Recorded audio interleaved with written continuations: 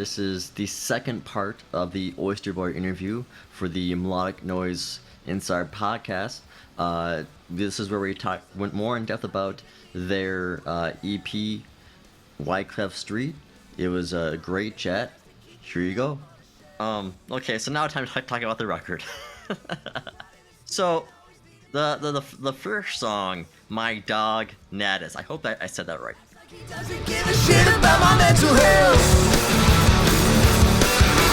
I don't wanna stay next to you in funny ways. I'd rather drive this drunken haze. But hey, that shit is not okay.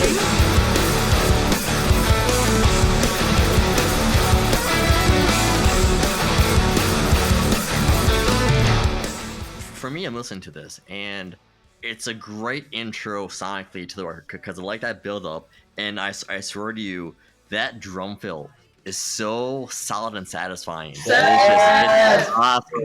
That's the man. Like, Rush that thing. can you talk about this song and how it came about? Yeah, absolutely. Wait, the title backwards is My God Satan. Yes. Sort of backwards.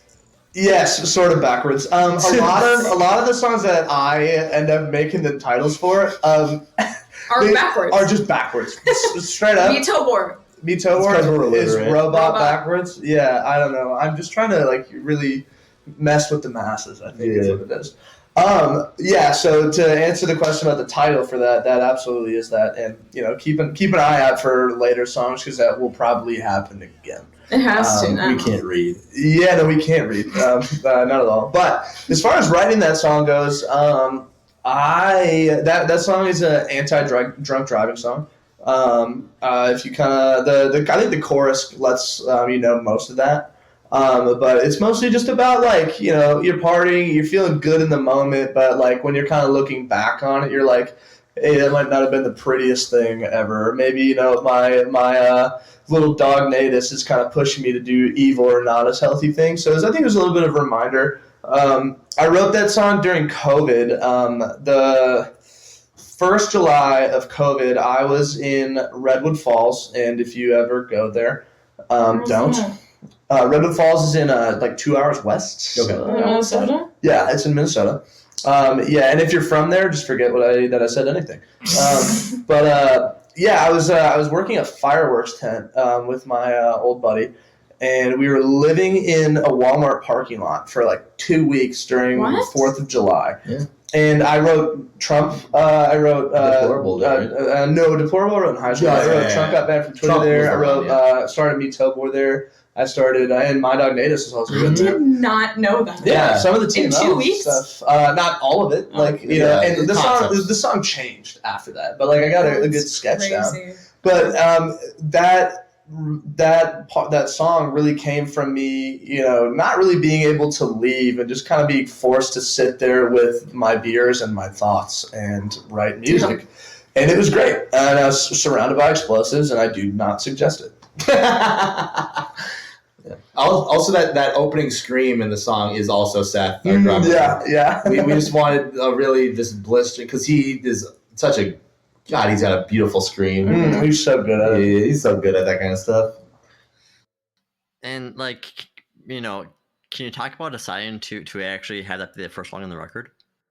We were going back and forth on it a little bit there for a while. I'm a big sentimental chap. I don't know why I said it like that. I really like, I don't know, I'm a big fan of bookends, and I'm a big fan of like a lot of things being intentional as a big sentimental chap. Big? Yeah. Sentimental chap. I'm going to put that on my resume. Your gravestone. Yeah, it will be. It sounds like a huge thing of chapstick. It is. I am. Okay. You're good.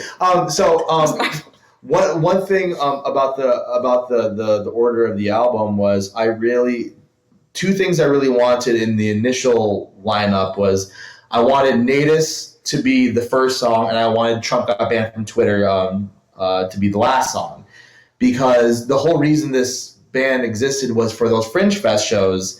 and that is how we start and ended our Fringe Fest performances. I forgot that. You're Yeah. right. Holy shit. Yeah, like the Tobor thing was just 'cause I thought it sounded cool, but like the having Natus and Trump Got Banned from Twitter being the bookends was because of those shows. That's really cool. Yeah. I never thought about that. Yeah, that's because pretty that's the sweet. reason we all met and we're all friends. But then but like I just thought also just having like having those two higher energy songs be the two ends, I thought just made sense. Trump Got Banned from Twitter. I mean, we're gonna get to it. It just to me reminds me of the end of like late 90s, early 2000s college movie. Like they're at like they're celebrating the guy, like he gets the girl, they're having the big party and they won the game of Flip Cup or something. And I think it's like a Seth Rogen movie where like the two dudes are friends at the beginning. yeah, and they're not friends, and then they're friends again. Yeah, and then that song plays. yeah, and then Trump Got Banned from Twitter plays. But so I just felt like for me personally, I just thought it was a like between the chaotic drums and the scream and the high energy. It was a really good introduction to the EP. That was just my whole vibe. Yeah. And then this is probably going for possibly my favorite song on the record, Deplorable Jim.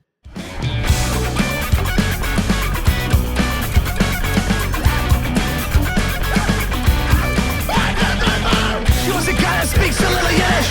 She was a part of that she can spear the wish. She was a guy that likes to read big books. She was a guy that likes it when she opens the door. She was a guy who's just a little bit of a whore. She was a guy that cares about his looks. I'll admit, like, when I first heard it, I was like, what is this noise? Like, I honestly, it was exactly what we want. Go. it was just like, what is? But then, like, you listen to it more, and like, it really ignores the traditional song structure that you see like a regular pop song. It does that, and like, the Ava, you come from the music with your background, and like, honestly, this song to me, because I'm pretty sure it's Duncan and you who kind of like are like, I almost kind of see you guys kind of like face each other as this, if there's a music video for like, you just kind of talking to each other or whatever, but like, it's almost like a very kind of musical number to it, because like it seems to be more about like a specific situation and its energy as well. Like, can you talk about, and also it's if you were listening to it, like there's a lot going on in this song, like layer wise. Can you talk about putting this song together? Absolutely. Yeah. You kind of nailed it right on the head about like thematically about kind of people talking at each other, and it's kind of, that song was supposed to be a discourse, right? I initially wrote the idea for that song when I was in high school, and then I kind of finished the lyrics when I was in college. And the whole idea is like, it's kind of some quotes that I heard from people when I was working at a bar of just drunken buffoons, like people that are just trying to get laid, that are horny. So there's the things that people say to each other, and then there's the things that they say to their friends, and the way that they don't match up is just wild to me. So that song is really about that, like, seeking relationships from a genuine space, but also from kind of a disingenuous space. So, I think the verse that you took was kind of from a more feminine perspective, I think, is when we wrote it, and the verse that I took was from a more male perspective about like what people are, what the person that we're interested in is really looking for, and maybe why I might fit that and why I might not fit that. So you really nailed that like right on the head when you said that it was kind of like two people talking about it. But as far as the recording process goes, this was definitely one of the times where we got the bed tracks done, and then we're just like, let's drink beer and do whatever the hell we want. And that's exactly what happened. We all took turns making animal noises. Yeah, Under the mic. I think there's only one thing that's sampled on there. Everything else was recorded. It's that one scream. The scream, There's scream one at the very Oh, scream. you beginning. used a sampled screen. I used it because we couldn't get it. We didn't have anything that we really liked, and I had a very clear vision of what I wanted the song to start like. I And didn't know It's the song "Shut Up and Dance" by Aerosmith, and I wanted something similar to that. Oh, nice. And so I was sitting in your basement. That's the "Please Mister, I Have Children" is me. That's you. Everything else besides that was all us just recording into a microphone and just getting weird and crazy. I think. I'm sorry. No, keep going. I'm done. I was gonna say I don't even remember the context behind it.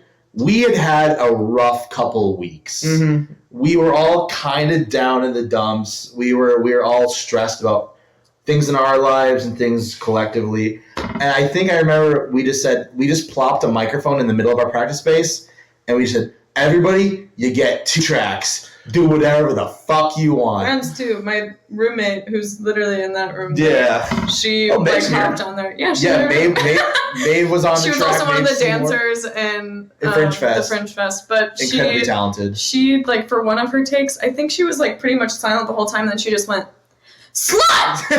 It was so funny. She just and now when we have shows and she's there, sometimes we'll give her the microphone so she can shout "slut." Hi, Maeve. But yeah, no, like literally, we made animal noises. Ava did we all did ad-libs.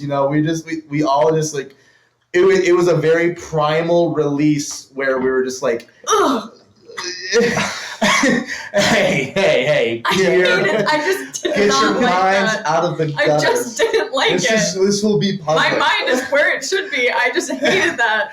But it was like we were all in a rough spot and we just needed it's almost like hitting a heavy bag. Yeah. We just needed to get it all out all over the place and just release everything all over. Now I'm just dying. You're just really playing into that. Yeah. But literally, I think everybody got like an entire track of animal noises, and then an entire track of just shouting things. Yeah. Frankie's making monkey noises, but then just shouting, screaming along with your lyrics, or oh yeah, it's so good. Ava's talking about losing her phone and her keys and screaming at her cats. I forgot about that. We had a and my fave. Still one of my favorite days in the space, and still one of my favorite days of tracking that record was that. Just and there's we have videos of it. We'll see if they reach the light of day, but microphone in the middle of the practice space and just buffoonery. It was beautiful. I love that stuff. My favorite part was the beginning when they were just Ava yell something. And so the one that we ended up going with was me yelling, "Please, mister, I have children." Yeah. But I was just yelling a bunch of different things, and we did a bunch of different takes. I remember the one that had everybody on the floor is when I went, "First JFK and now this." It's so good. And then, It's so No, good. we were recording the Seth's line, the radio. Hey. yeah, so he's the tsunami had it straight for St. Paul, and then I was supposed to just yell shouting. something. So I was just yelling random stuff. That stuff was so Sweet, but we settled on "Please, mister, I have children." That was probably So the good. funnest song to record, just because definitely. we just had a fun. That was a fun day, and even recording the bridge, we had Eli, the keyboard player from Kill by Kiwis, and Maeve again come in, and we were just that whole bridge, the I don't want a fucking relationship. There's also videos of that of we're just taking it multiple times, and we're just shouting it, we're jumping on each other, we're shoving each other. We had a little mosh pit going in our practice space recording that part only. It was so much fun. Yeah, definitely not the standard technique I'd say that you'd use for tracking in a song. No! But we ran with it, and it became so special to us that we're I can't hear the song without this now. And we just decided, you know what, let's make this something that no one will ever want to listen to. But it turns out some people do. For me. Let's go! What I think is the funniest, because in my mind I'm so they pull off that into this, but then you guys are yeah, we had some beer, and that's how it started. Beer does wonders, man. It's a health potion. It does. Where's our hams? Fucking sponsorship. And so what's weird about this song is right after is By the Lake. Tell me your favorite song by the lake, on a lake. I knew you weren't the one, hold me up in the days.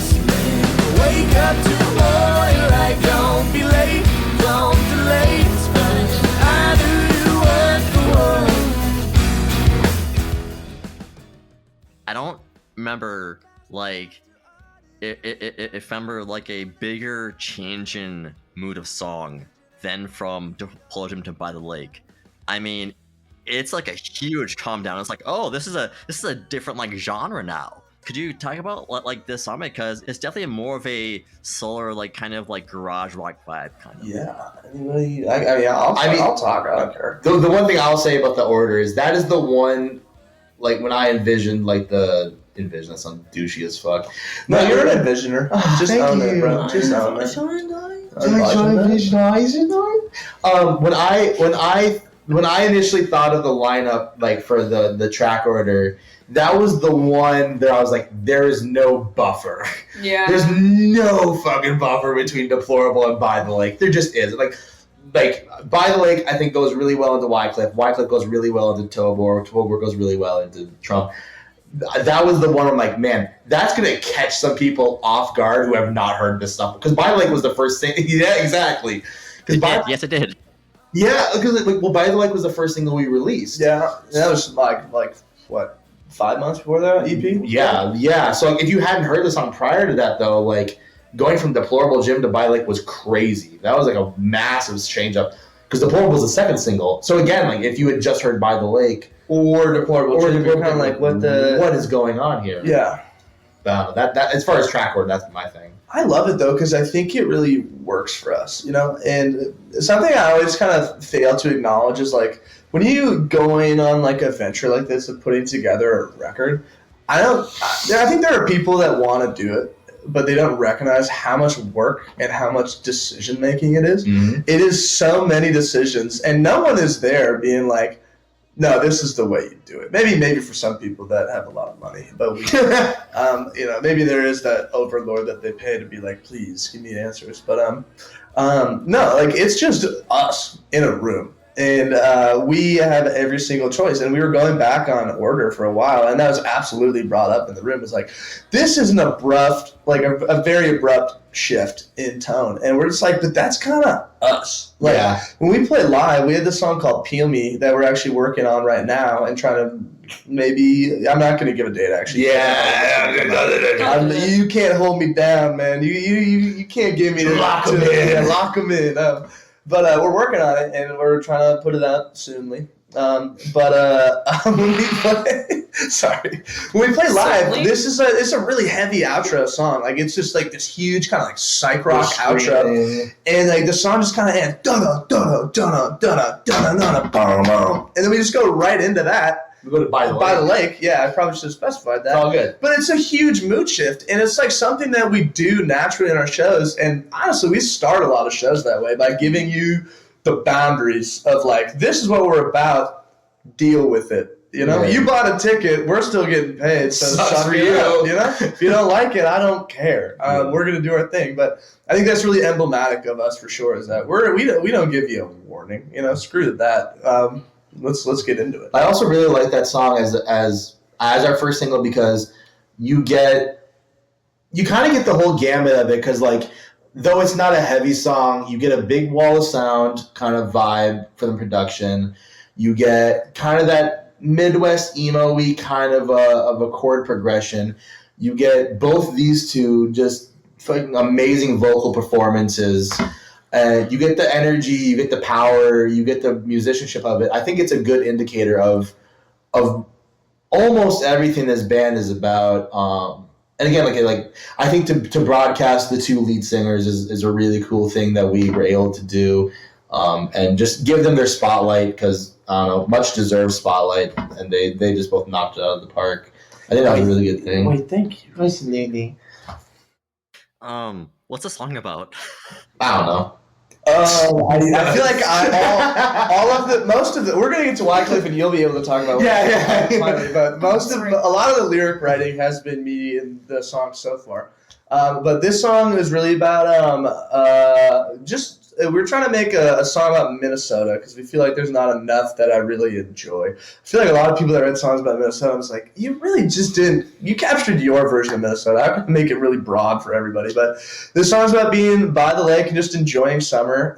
And you know, we we kind of try to go a little poppy with it and make it about, like a summer love. But, the song kind of takes a dark twist where it's like, this doesn't work out necessarily, and that's okay. Like, let's just enjoy the summer, hang out by the lake, and talk about music, and shit will probably be fine.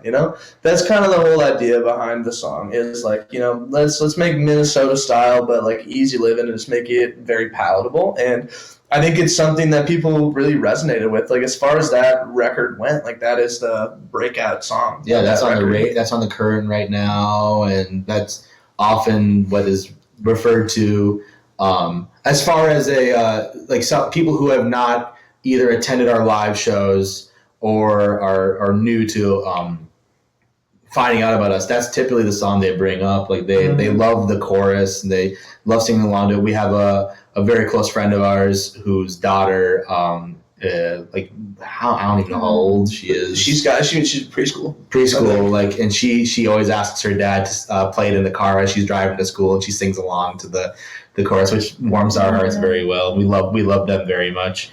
But yeah, no, that's a fun song for us. Mm-hmm.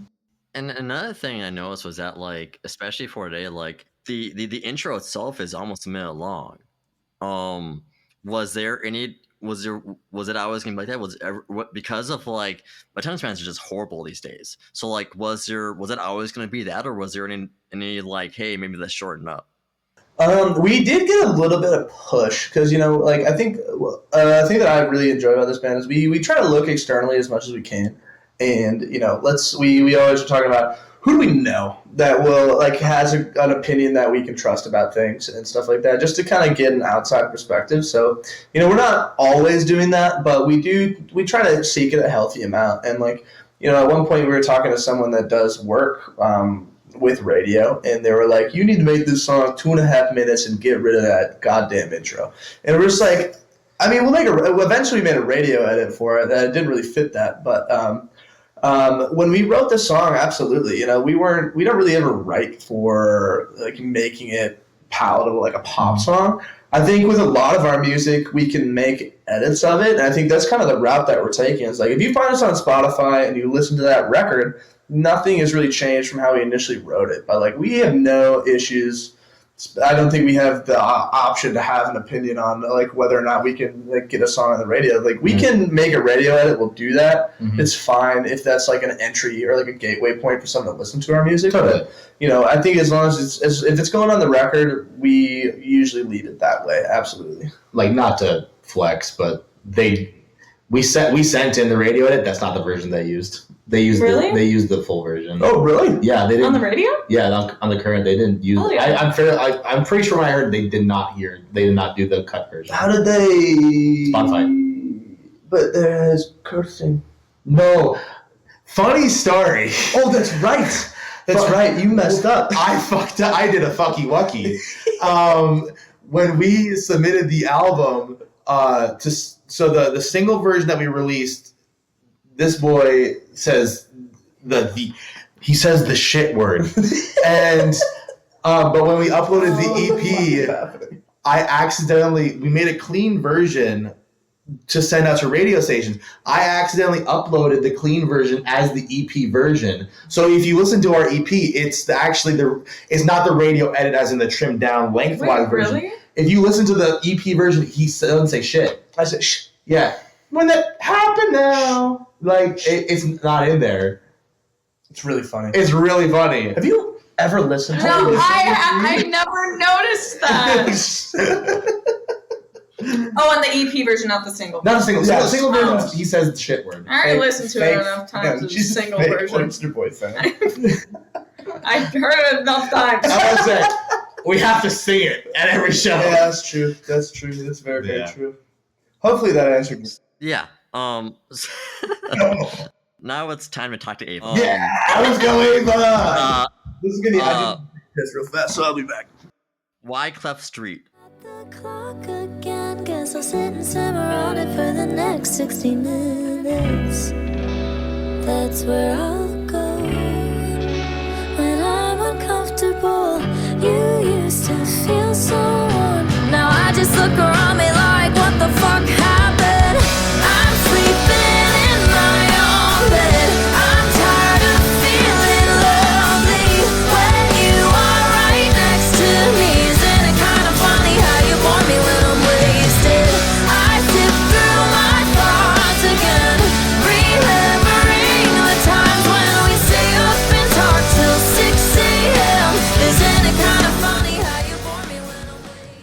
I'm listening to this and I get a Avril Lavigne, like early Paramore feel to it, especially your vocals.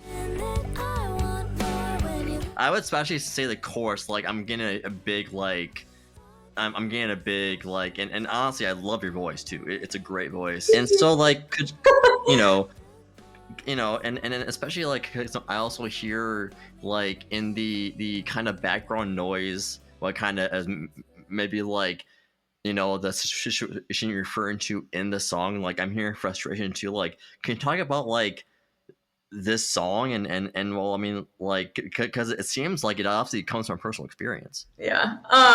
This is where my theater brain comes out. So I wrote a script for an argument to take place in the background of the guitar solo of that song. And it's based on, I mean, this song specifically is about like a specific relationship, but the argument scene I wrote is kind of like an amalgamation of a lot of the faults in a lot of relationships I've been in. And I just kind of wanted that to like echo in the background, because I think that you can, like you were saying, like it sounds like frustrated. You can kind of like hear and like feel the tone of it, but you can't quite make out what the people are saying, was kind of my goal with it. I was really picky about the exact volume that it was going to be, because I was like, I don't want you to be able to understand what we're saying, but I want you to be able to hear the frustration and like the tone and all, like in our voices. You can come sit down. Oh, okay. You're just like belly dancing in the corner. I was just stretching. What the hell? Yeah, but the song is basically about, I like remember the moment that I'm referring to at the beginning of the song, and I was dating this guy, and I was at his house with all of his friends, and I felt like super out of place, and I just felt like I was there because I had to be there. Nobody really wanted me to be there, and I just like, I remember filling up a drink and going into the bathroom and just like, you ever get drunk and look at yourself in the mirror and have a crisis? Does that ever happen to you? Yeah, not once.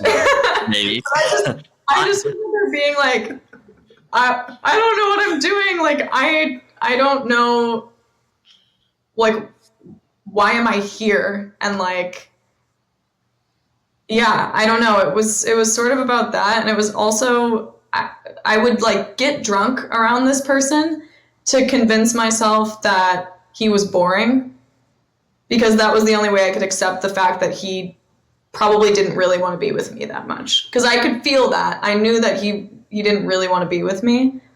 And so I was like, if I get really drunk, then I can just be like, he sucks anyways, he's so boring, and like convince myself of that. And then that's why the chorus is worded the way that it is. But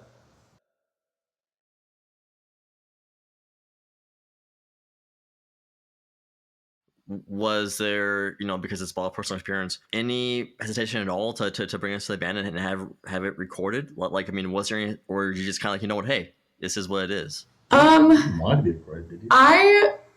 It's tricky, because joining this group of people, I've been friends with musicians before, but I've never really like felt like they cared about what I had to create. And so joining an environment like this, where they're all like, we want to hear the stuff you have, was really exciting. And so I was super eager to share what I had. And this song seemed to be the one that we kind of jammed on first. I don't know if it was more so like, there we go. I don't know if it was more so like the one that everyone liked the most, or if it was just like the first one that we worked on, or what it was. But I was really excited, and I just remembered like, this is like one of my happiest memories of all of us just like playing this together. And I was like, they care about this song that I wrote. This is really crazy. But then once it became more of a normal thing for me, I was like, I hate this song and I don't think we should play it. I was like, I don't think we should ever play this song for anybody ever. Like, I don't think it's a good song. I just got like super, and I don't know if some of that was fear about how vulnerable it was, and the fact that like people are going to hear it, and like people that probably, it's not really subtle. Like, I feel like it was. That's one thing we do lack. Is subtle. Yeah, we're not good at subtle. Yeah, but yeah, I don't know. I already forgot what I was talking about. Yeah. I mean, it was like a weird back and forth for me. It was scary, but I just remember at the point where like you were saying possibly you didn't want it to be A, recorded and B, played again. Yeah. I remember we had to have the conversation because simply like aside from the fact that one, it's an amazing song with an amazing story behind it, and it's just absolutely, and like you crush it.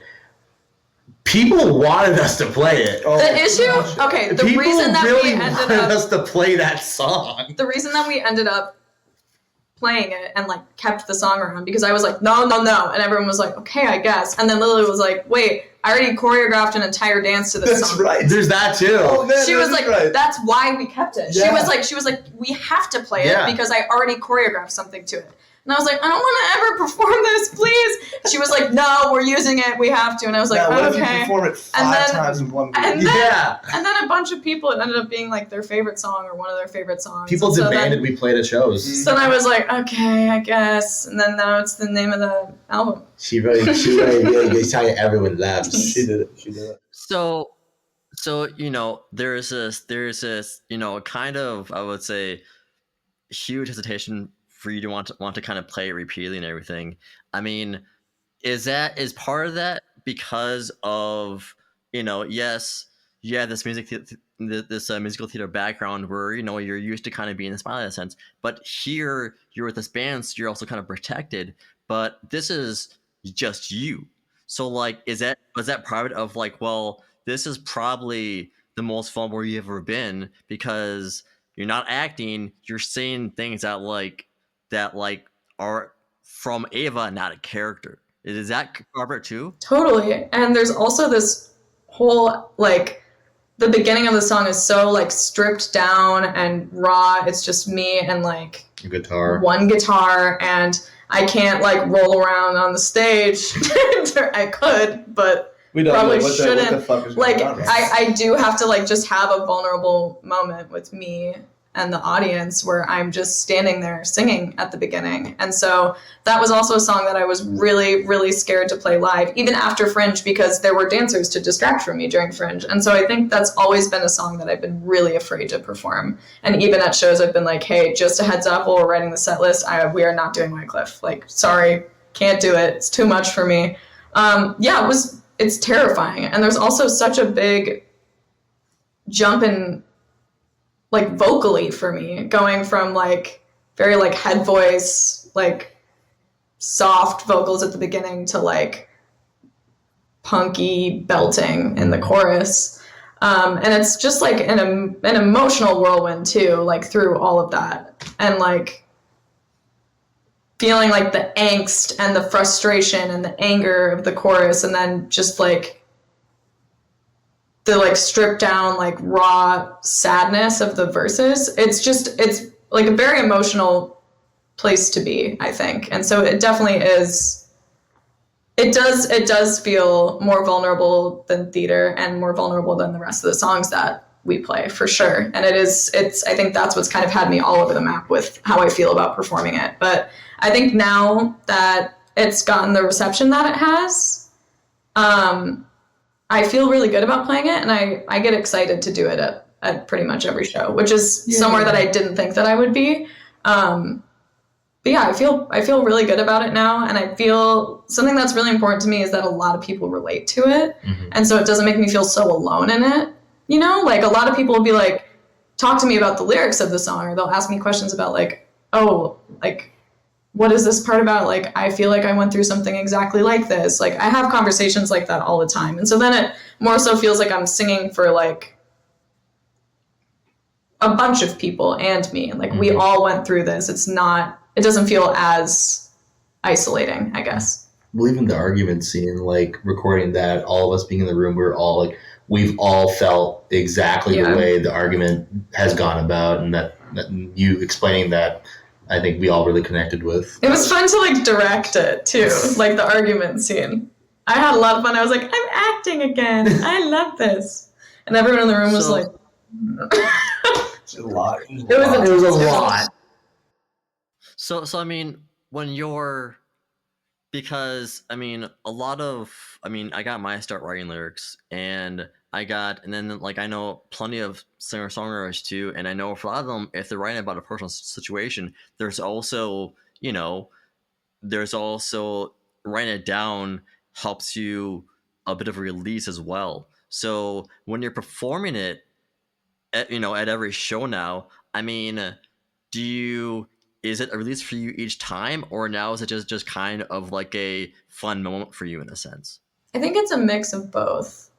Like, I think just like how sometimes, like, if you go through something really hard, the more you talk about it, the less intense it gets to talk about it, So I feel like there is that aspect, but this is a very strange, like, kind of sidebar, but like, have you heard about like the grief button and the box? Have you heard about this like little thing for it? Okay, so it's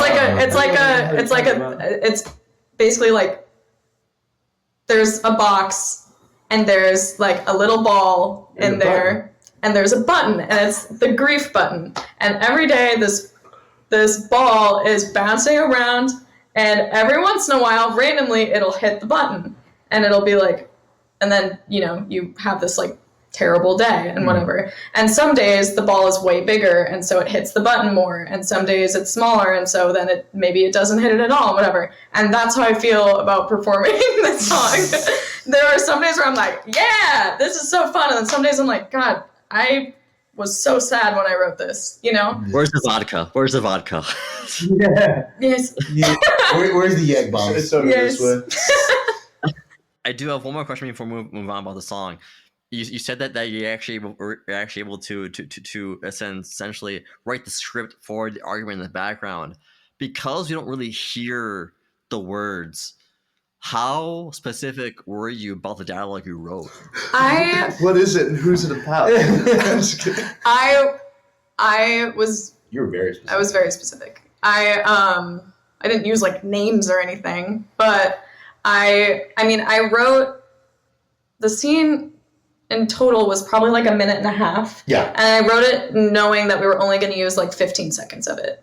But I didn't know what section we were going to end up using. And I wanted there to be like this whole journey of the scene. I wanted there to be a climax. And I wanted there to be like, because I was like, I don't know what we're going to use. And I feel like it would be so much less authentic if we just started in the middle of an argument. So like I wrote the whole build up to it getting to that climax, and kind of like even a little bit of the fallout afterwards, just in like a minute and a half long scene.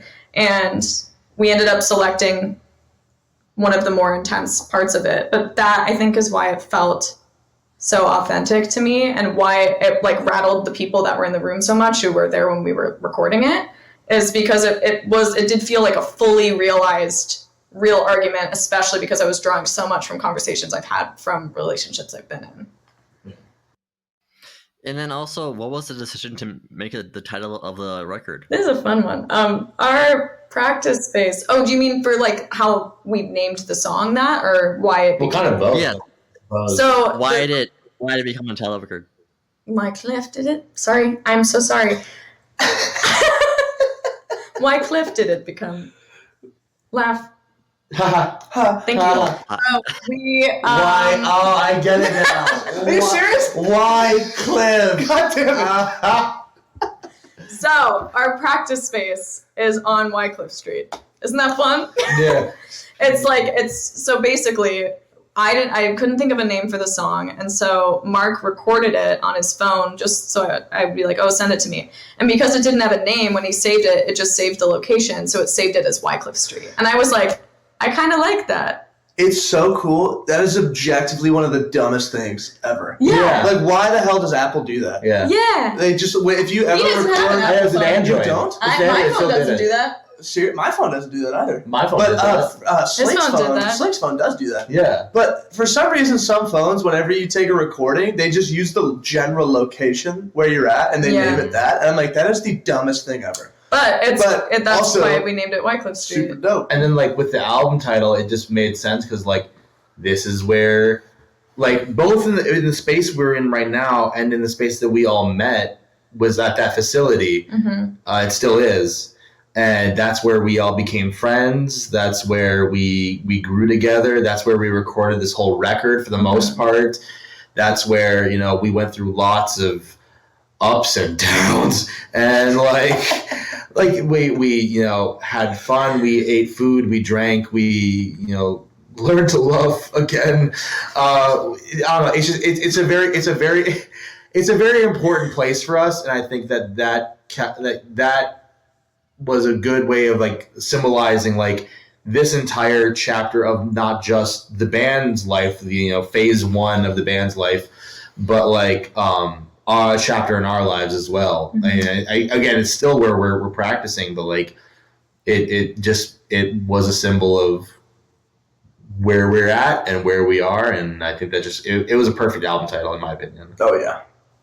So, and then there's the title says "Me Tober."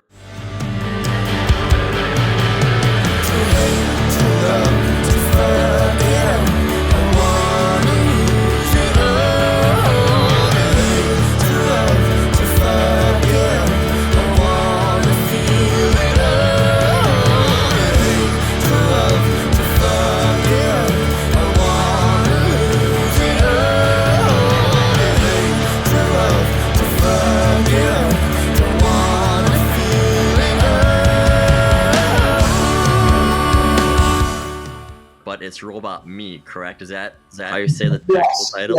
Yeah. It was kind of like Is it like Me Robot? I always thought of it as more Me Robot. You can't just Me, robot. reverse most of it. no, I do, But he I sure do, did. He I sure does. did. My dog Natus and me Tobor. In the lettering specifically, you know how like when you get like an Apple product, it's like iPhone, Yeah. P is capitalized. I was kind of trying to do something like that. It's really not that clever, but I did it anyway.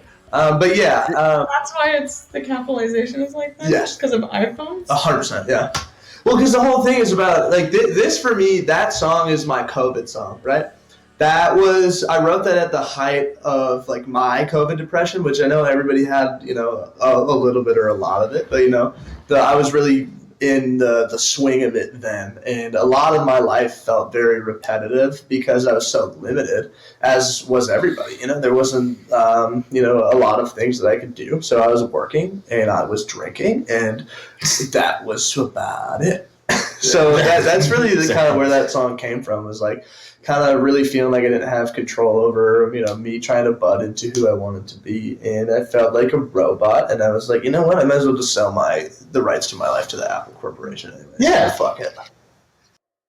Yeah, because I was listening to lyrics like "Death to Autonomy" and one that really stuck out, and like it's punish ourselves in pursuit of good health, but we drunkenly stumble up the stairs. Like it also feels like it could be anyone who's trying to have a New Year's resolution and doesn't do well. 100%. Yeah. I mean, if you think about that time, too, it's like everything that was coming out was still making me feel like such a big piece of shit. Because people are taking COVID to really, like, focus on their mental health and getting fit. And here I am, like, working at Domino's, like, eating pizza every day and then coming home and drinking beer. I'm like, God, I feel terrible. Yeah. And I'm, like, just seeing what all these people are doing and, like, you know, like, trying to make the best out of their lives. And somehow they still just made me feel terrible about myself, even though, like, everybody was struggling, you know? But absolutely, that's what it is. It's me trying to convince myself, like, oh, yeah, I'll get better. Like, I can, you know, do all this stuff and cut back in this trying time. But, you know, at the end of the day, I'm still going to be I remember when I wrote that line because I genuinely did trip up my stairs because they were very thin and narrow, and I was very drunk. Who wasn't? So, like, basically nobody. I was playing People under 21. I was playing video games and drinking a bottle of hot rock every day. We were all fucked up that time. It was a rough time for sure. So after you write that song, I mean, does that at all, because you're also being creative, does it at all like give you any kind of like boost of like, okay, well, maybe there is like a way in a sense there, in a sense, because, you know, we all know, like, anyone who's experienced depression, like, it's everyone has their own kind of experience, but like there's always like you're kind of in that dark space, and then there's something, whether it's right and wherever, where it's just like it's like you kind of see that nudge of the light in a sense that kind of side. Like, did that song help with that all, or just kind of continue on your kind of of where you were in a sense mentally? 100%. Yeah, I mean, especially looking at it through a lens of like COVID, it's tough to, I think, to really identify like if it 100% helped me, you know. But absolutely, I think there are days that, you know, I would go back and listen to that demo, and it absolutely did help me. For me personally, like writing a song, like sometimes I think about it like, you know, like eating healthy or like, you know, eating my vegetables or something like that. Like sometimes it's just emotionally what I need to do, because that is, for me, I've been doing songwriting as a practice for so long that that's a very instrumental part of me processing my emotions. And and anybody that knows me well understands that I am so slow when it comes to processing my emotions. Sometimes really it doesn't help anything at all. But that's part of the process for me, is like, you know, I don't think it helped me that day. You know, I probably went to bed and I was sad after writing that song for sure. But I think I woke up a couple days down the road and I was like, damn, this is a good song. Like, let me work on this a little bit more. And not only did it give me something to do in a time that there wasn't a whole lot for me to do, but like, you know, it helped me reflect on those things a little bit more. And it definitely took me a while, I think, to get out of that mental rut, but eventually I did. And, you know, I'm really happy that I'm here to talk about it now, but like 3 years down the line or something like that. That's crazy. So when you bring a song to the band to essentially kind of flesh it out and make it what it is now, what was like for Ava and for Mark, like, does someone like this also kind of help you process that stuff as well? 100% personally. Yeah. I love hearing the way that other people write songs. Yeah, same. I love learning about what songs are about. Yeah. And understanding the place that somebody was at when they were writing a song. 1000%. And like both of you and like the work that you've done and songwriting are like a huge inspiration to me. Like, it's been just wonderful to hear what everybody writes and what everybody brings, and I take so much inspiration from all of it, because everyone has such unique writing styles too. 100%. Yeah. No, I'm the same way. I get so much inspiration from all of the people in this band as far as songwriting goes. But like, yeah, getting to like, it's cool because like when we play songs, oftentimes we don't get to hear each other's parts or even really the words or anything like that. Like, we hear the melodies and we hear what words we think are there and what parts we think are there. Like, literally the only person that we're going to hear over anybody else is Seth, because he plays the drums. He's a loud motherfucker. Yeah. You're going to hear Seth. But there's even things I'm learning today about songs. Yeah, no, honestly. I'm like, I didn't know that about this song, you know? And I'm singing the fucking words. Yeah. I don't know. No, like, and it's that's the thing, like getting to hear the lyrics. Like, I remember recording, I think Meet Tober was one of the first, because like we had talked about Wycliff. So like I had known the lyrics for Wycliff and I really loved them. But I think Meet Tober was one of the first songs where I was really like, I don't know any of the goddamn lyrics to this song. And wow, do I love and relate to all of them. Like it was a really cool thing. I think the kind of slow discovery of all of what we do in a live performance is a really fun little, keeps it spicy.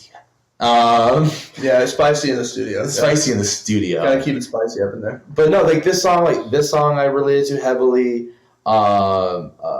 Deplorable Jim I related to heavily. Trump got back from Twitter. Like, I related to a lot of the lyrical themes in that heavily. Like, you know, it's Wycliff St. Absolutely. Like, most of the songs that I don't want to single any of them out, but like just like finding out what the lyrics are and finding how much you connect to them as a person who is participating in the creation of a song, I don't know, I think is just a really cool, special thing that like you just get like those little surprises, and I really enjoy that. And so the last song. The bigger the ego is, the harder you fall. If I tell you that I'm doing fine, then I'm for nothing at all. World so lonely, I'm slowly closing up to it.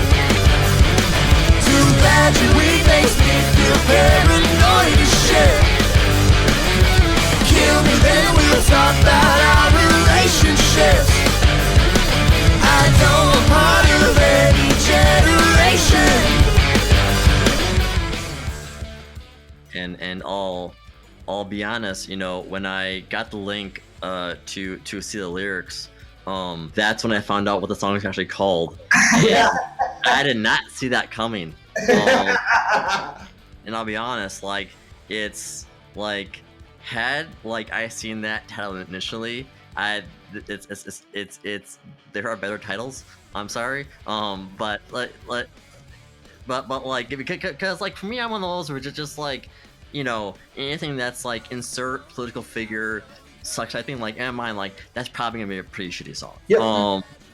And so but with this, and so I was listening to the lyrics. Is that it does kind of follow that punk tradition of that kind of resistance to authority in a sense. But what I liked about it the most was that you don't really I would say that the title is really just kind of a symbol, because the lyrics are actually there's a lot to it, in terms it's very nuanced in terms of it's those in power, those who claim to know more than everyone else. Can you how, because I know you said this is one of those where you wrote during while you were doing the firework stand thing, right? I mean, what was going through your mind, because quality of lyrics surpasses the title of the song. Absolutely. Fair. And that's why we didn't call it that. No, and I was pushing for it, and then Mark talked me down from that ledge, which was from calling it the full. Yeah, from calling it the full thing, and it was the title of that song was titled that very intentionally, because if you read the lyrics, they're political, but they're not political in the sense that you're expecting vague. them. They're very not vague, but it's not. That entire song is about being in the middle, right? So for me, I am fiercely independent, and I am, the title of that song definitely reflects a belief that I have, but that's not my core identity, But especially looking back on that time during COVID, when that was a big part of the conversation, it's that's why I called it that. But that song is not about that at all. That song is about being in the middle of two forces that are constantly pulling at each other. So part of that is generational things where, Mark is kind of part of this, so you're a little bit older than we are, but we're kind of part of the generation where we didn't grow up with smartphones our entire life, but they were introduced very early on. So I'm kind of at this weird point generationally where there's all these kids that grew up with Vine and TikTok, and I'm I don't identify with them at all, and they honestly annoy me quite a bit. And then there's boomers, and there's people that are way older that I'm just I think they're kind of stuck in their ways and they're not progressive enough for me, and I don't identify with that really. So that song is political, absolutely, but it's more about calling out every single side and telling them to get over themselves. But I think the reason I called it that was because that sentence is inflammatory to everybody. Oh, yeah. Trump got banned from Twitter. There's the people that are hey, why the fuck are you saying that? That pisses me off. Let's go, Brandon. And then there's the people that are oh my God, you fucking get it. And I'm you clearly didn't listen to my lyrics, so I'm not going to continue this conversation any further. Also, we've just straight up had people hear the name of our song and then come up to us after shows going, keep politics off the stage, bullshit. Someone did say that to me. He got very up in my face. Admittedly so, I definitely do say fuck Donald Trump. Yeah, fuck Donald every Trump. single time. Yeah, fuck Donald Trump. Because that is that is a belief of mine. And anybody who's listening, if you don't like it, I don't care. So deal with it. That is a core belief of mine, but that is not what that song's about, and it makes me really happy that when it pisses people off. It is literally more of a jab in the side of a lot of people than an actual indicator of what the song is about. Absolutely. It's more hey, you're gonna probably listen to the song because it's called that. Granted, we settle for the acronym version, but it's once you hear it, it's okay, either you're gonna listen to it because you like it, or listen to it because you don't, and you're probably gonna and you get a good song out of it that talks about something not completely different, but a subject that you wouldn't have expected it to be about. And I really enjoy the lyrics of that song. I identify with it pretty heavily. Yeah, I think that was a smart choice too, but I think it made it a lot more accessible. And I think kind of removing it from that inflammatory place that I was at, where I was like, I was just angry at everybody, and I was like, let's watch the whole world burn. And in reality, no one knows enough about us, and we're not that big, so no one's really getting pissed off, except for that one dude at Turkey. Except for that one guy at Turkey who's just really mad. And so so when you're writing this, I mean, because obviously the title is direct and the lyrics are not, but was it hard in a sense to write to still be, because it's vague enough where like if you take that title out, no one would know, and so like was it hard to write that like that? No, I think I was really locked into that emotion at that time. Because I mean, especially putting myself in the shoes that I was in, where I was in a very rural community selling fireworks at a very patriotic time, and I'm having conversations with people back home about one side of the story, and then people that are coming into the fireworks stand with no masks on at all at this time, and saying certain things to me about me wearing, facial protection at that point. I was really kind of like torn in between it. And I was just like, I just want to chill out and sell fireworks. Like, why does this have to be a big deal? So I was like pretty irate, and I don't think I found it very hard. I think I had a tough time writing the second verse, but again, I'm going to circle back to the fact that it wasn't really about any of those things. Like, it's a very personal song because it's just how I was feeling at the moment. I was pissed off at people younger than me, and I was pissed off at people older than me, and I was pissed off at people that everybody that has a political view right now when people are dying. Like, I was just frustrated, and it just came out in that song. We did talk about sequencing a little bit, but I mean, can you kind of, I would say talk about starting the song with my dog Natis, which I probably flecked up again, and then closing off with TGBFT. I mean, again, that was really coming from the Fringe Fest shows. Like, I really wanted the beginning and end to reflect that time, because that was such an important time for us, especially the latter half of the Fringe shows where we traveled to Indianapolis. Mm-hmm. That was such a bonding experience for all of us, not only for the bandmates, but the dancers. We became very good friends with Maeve, who is on the record, and on the next room. In the next room. And through that also became closer with yeah, hearts. And with Frankie, who would eventually join the band because he was close to Maeve and eventually started dating and got really close. Got real close. Actually, they started dating I think the day we left town. I think so.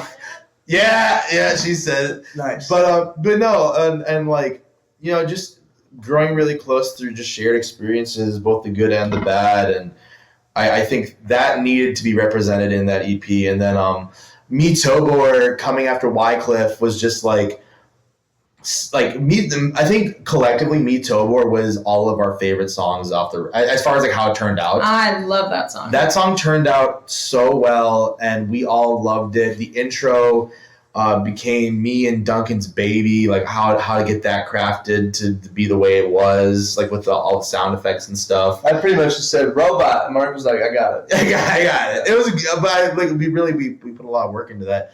I think that is, and Snowman agreed, and a lot of us do that. That's some of Seth's best drum work.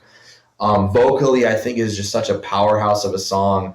But the way it goes from Wycliff to Me Tobor sonically sounds so cool that we really just had to have that transfer be there.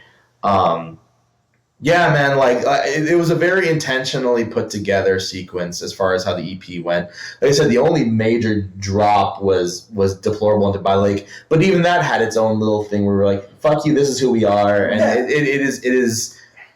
we have a varied style, and we went from anti-pop song to a very poppy song, which I really loved. Yeah, and I think there was like, regardless of what order we would have gone with, I do like Native starting it off and Trump, ending it, because the titles of those songs and what they're actually about kind of are very, very similar, right? Yeah. Because My Not Natus was also kind of meant to be inflammatory, and I wrote it around the same time, and I was in the same headspace, you know? It's called My God Satan, and that's going to just inherently piss some people off, and again, I don't care. Those songs are not about any of that. You know, I'm not writing like an anti-Christianity song. Like, I absolutely believe, do whatever you want, believe whatever you believe. Don't bring me into it. You know, that'd be great. But that's my belief. But that song is about drunk driving and not doing that, and it's more of a letter to myself and what I needed. And I believe the same thing about Trump. Sorry, my cat has something in her mouth that she should you're not good. But I think that kicking it off and ending it that way kind of bookends it, because that, I don't know, for me, especially hearing more stories about what this album means to the people in the band, it's like that's kind of the gist of it, you know? Who gives a fuck what you call it? Let's talk about what it actually is. Yeah. And that, I think, is a really important core value in this record to me. And there's a lot of mirroring in this track sequencing too, like where, you know, two high energy songs start and end it. And then we have you said cute. We have two ballads in the middle. We have Wycliff St going into like Wycliff going to Meetober, like, you know, where it's a little bit more of a down tempo kind of a vibe. Yeah. They're kind of right next to each other, and then I don't know. There's a lot of mirroring in the album that it just kind of made a lot of sense. Oh no, it was Meetober and By the Lake, because Wycliff is like the more like somber ballad, but like Meetober and By the Lake are both kind of those mid tempo, like kind of higher energy, but not as high of energy as the other songs. And then Deplorable Jim's just insane. But but yeah, no, there's a lot of mirroring in the song choices. But like, yeah, again, these were just songs that we felt like really represented us as a band. What do you know, now that the record's been out for a little bit now, what do you want fans to take away from it? Fans is crazy. That's a weird thing to hear. That's a weird thing to hear. That's a weird thing. Kill Ronald Reagan. Okay, how about this? What do you want listeners to take away from it? 100%. Yeah. I feel like because there's so many different perspectives put into every song, and like, I don't know, this sounds so stupid, but I want people to take away from it whatever they take away from it. That's fair. Because we all went into it with such different perspectives, and we all perceive each song very differently, I think. And we still have those different. Yeah, we still have different perspectives on all the songs. So like, I just hope that when people listen to it, they get what they need out of it, whatever that may be. And it's probably different for every person. I would second that, yeah. I also, just me personally, I know this is something that we all share, like, I want to make music that shows that you can make whatever music you want. Yeah. I hate the idea of boundaries when it comes to creativity. And life. And life in general. It's so I hate the idea of healthy boundaries. Oh, whoa. But no, but like for real, like it's creative expression is such an important thing to all of us. And to have an album where we said, you know, we can make a record with like all of these different influences and styles, and it's still us unabashedly, and it is us through and through, regardless of the tone or the speed or the intensity. And the next thing is going to be different too, and the thing after that is going to be different, and just make what you want to make, tell the story you want to tell, and that's also telling the story that you take from our songs, whether it's the interpretation that we initially intended or the one that you created. And that's much like us playing and not knowing the lyrics until we got through a song. And like we created our own meanings to the songs. Yeah. The same thing. Like make of it what you will. Like Ava said, like be free. And I do have to apologize to you because this is the longest interview I've done so far. But Yeah. We have ADHD. when you're thinking about your band, maybe like you know, what's next? I mean, do you see yourselves as a group that's going to kind of, you know, stay within the kind of punk rock foundation, or like do you guys see kind of like hey, here's our folk record type thing? Like, do you see you guys just kind of like however it comes out, or what's your plan? I mean, how do you guys approach it? Who told you? No, I'm serious. Who is your guy on the inside? No, We've talked about that, genuinely. We have. And I think we want to keep people guessing. We want to keep ourselves on our toes because, we can make pop punk records all day, and that could be fun. But, like, why not change it up a little bit? It's kind of, I think, where most of us, I think all of us stand. It's like, let's get weird with it, let's make a deathcore metal album. Screw it. I'm definitely part of that community. Sorry if I offended anybody. Let's just keep ourselves on our toes and keep putting it out. Because at the end of the day, like, if it's good music, who cares? Yeah. Can you guys give me an idea of what if you work on anything new, like what it sounds like right now, or you guys kind of still work on it? What thing? The thing that's coming out, maybe. Still not going to commit to a date. We are putting out kind of I think we're trying to lead into a heavier record right now is what it feels like, right? So our goal for the end of the year, I'm not making any promises, but our goal is to put 2 more singles out before the end of 2023. And we have those mostly tracked. The first one, though, I don't think is heavier. No, I think we're leading in to a heavier one. So I think the first one's going to sound a little bit more like our last record, but I think the next one's going to kind of be leading in.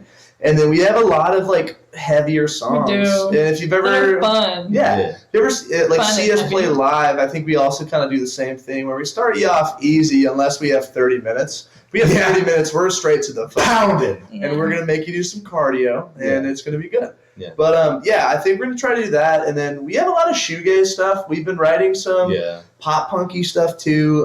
The one we were just working on last night is just... Is there a genre of music called sarcasm? I don't know, but like there should be because that's they approve of the line. They do, yeah. Oh no, we have something to tell you. We all have a line in it now. It's great. But I think we're trying to keep people guessing, and I would love to do a folk record at some point. That'd be so much fun. But again, I would love no that. promises. Yeah, no. So we don't know what we're gonna do next. We're like a dog chasing its own car. Dog chasing its own car. You know what they say. Yeah, you know what they say. Well, whatever's next, I'm definitely here for it. Guys, I got you guys go, but thank you very much for doing this. This is really fun. We're spending 2 hours talking to us. You're awesome. Yeah, amazing interviewer. This was so much fun. Thank you so much. And I when the next one comes out too, we'll have to do this again, maybe even in person. 4 hours. Okay. And so You better stretch. Questions next time. Even more PhD conversation. But again, it's the band is Oister Boy. Their debut record, Wycliff St, is out now everywhere. Go listen to it. Ava, Duncan, Mark, again, thanks for doing this. Have a good day, guys. Thank you so much. Bye-bye. Bye. The bigger the ego is, the harder you fall. If I tell you that I'm doing fine, then I've done nothing at all. And that wraps up our 2-part series with Oister Boy. I want to thank them again for their time, and their debut EP, Wycliff St, is out now. I also want to thank our producer, Paul Thorson, and editor-in-chief, Andrew Perizzo. Be sure to follow us on Twitter at PlaylistTC, as well as Facebook and Instagram. Just type in Melodic Noise Media, and you should find us. You can also join our Patreon and help keep the ship afloat. We'll be adding some new content very soon. You can find me mainly on Instagram at AndySmileyJ. Thank you for listening, and until next time, I'm Andy Ellis. Remember to stay safe and support local music. Take care, everyone.